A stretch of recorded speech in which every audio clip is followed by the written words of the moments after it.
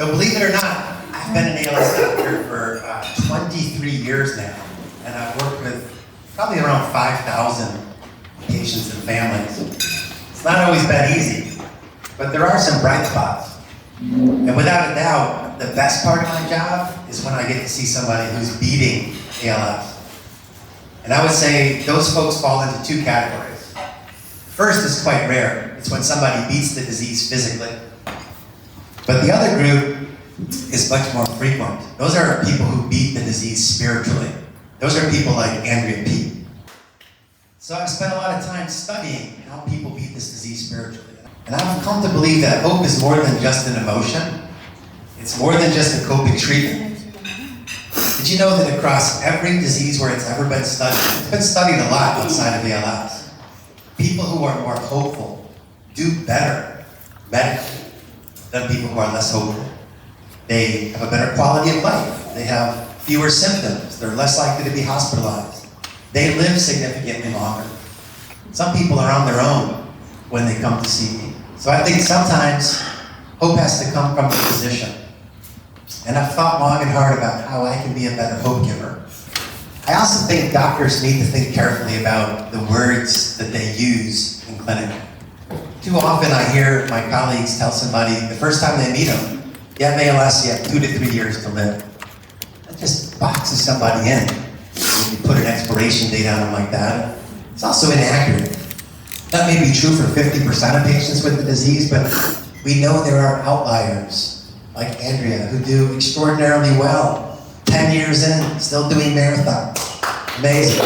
So in ALS, there's certain traditional measurements. There's a questionnaire called the ALS Functional Rating Score, 12 questions about different body functions, like how you walk and how you dress yourself, feed yourself, speak, swallow, breathe. There's measurements that we make in terms of strength and in terms of breathing. And we know, unfortunately, that those measurements are often going to be worse from one visit to the next. And we sometimes hear people say, I really don't even want to go to clinic anymore because they make all these measurements and they're worse and it just crushes my spirit. But what if we also incorporated measurements that didn't have to get worse each time so that we could show people that ALS is only a small part of who they are. There's other parts of them that can be preserved and can even get stronger and better as the disease goes on. And I met Dr. James Plews Ogan from University of Virginia and started to read his blog. And one of his entries was about this scale that you have in front of you called the ALS Turbocharged living scale.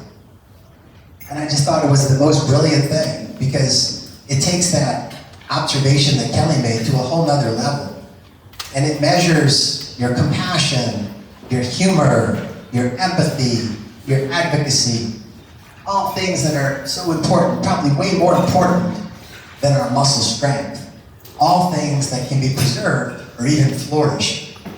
And so I've started now in my clinic to administer this scale. To some patients, I just want to see how it goes, but the feedback has been very positive so far.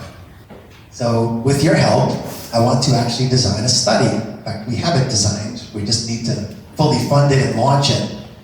But the study is going to give some patients a hope-boosting strategy, which is a simple question. Tell me what you're hopeful about today, as well as the ALS Turbocharged living scale. We're going to measure a hope score at the end of the visit, and then we're going to see how those people do in terms of all the more traditional ALS measurements. Because my theory is people who are more hopeful are going to do better with their ALS, as has been shown with just about every other disease where it's been studied.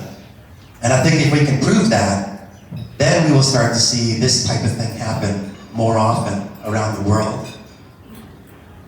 So I'm just gonna finish with a quote that kind of summarizes, where I am as a physician and a human being right now.